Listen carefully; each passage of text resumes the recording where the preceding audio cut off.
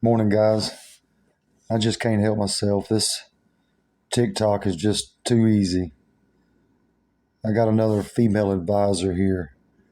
Let's check her out.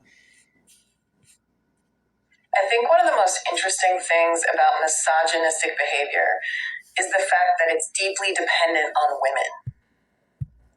Interesting, huh? It's also in the definition, genius. That's like saying astrology is dependent on stars. These women say the dumbest stuff with the most conviction. Misogyny is predicated on deep male insecurity. And that insecurity is regarding their manliness, regarding their status amongst men. And the opposite of masculinity is femininity, right? So the act of attempting to control or abuse or attack women is really attacking the femininity within us because they're terrified of the femininity, the characters of femininity, the traits that are within themselves. So her hypothesis is that misogynistic men are insecure and they hate the femininity that's inside of them. And this is how they throw out little insults with a play on words to act superior. What she's really saying is that they hate females because they're effeminate. It's why I ask so many men who show up to my profile why they're there at all.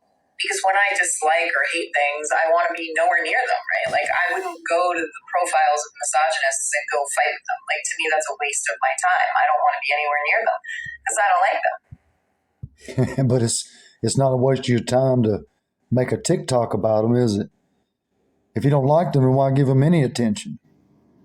Now, as for me, I don't hate women. I just have no real use for them. The only time I actively seek out a female's opinion lately is for research. But misogynists only know how to assert their status by being within the proximity of women. That's why they're always seeking women out to fight with them, to insult them.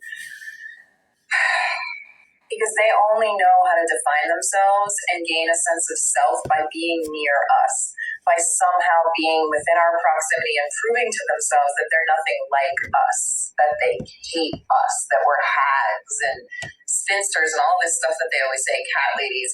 Because to them, attacking femininity, attacking women is the only way that they know how to feel any sort of power. It's about power. The only way they feel it is by attacking or degrading the opposite sex. Well, that sounds just like what feminists have been doing for the last 60 years. You know, it's called misandry, and it's pretty common in today's women. All of this revolves around the deep need to quell their deep anxiety around not being masculine enough, not being tough enough, not puffing out their chest enough and being like, oh, man. Confident men don't act like that. Really, truly confident men are usually awesome. Well, I agree with her there. You know, most men are awesome. But the kind of guy she's talking about has way more issues than just his disdain for women. And men who aren't misogynistic actually really love women, so they respect us and treat us well. And look at the behavior of misogynists like it's pathetic, which obviously it is, but... Well, you know, I've been called a misogynist on more than one occasion. It bothered me the first couple of times, but once I read the definition, the sting kind of went away. The part I felt best described me was a man who only thinks of a woman for one thing, sex. Well, I love women. I just don't want to hang out with them. I think it's important we all recognize how deeply obsessed misogynists are with women, because without us, they don't know how to be men.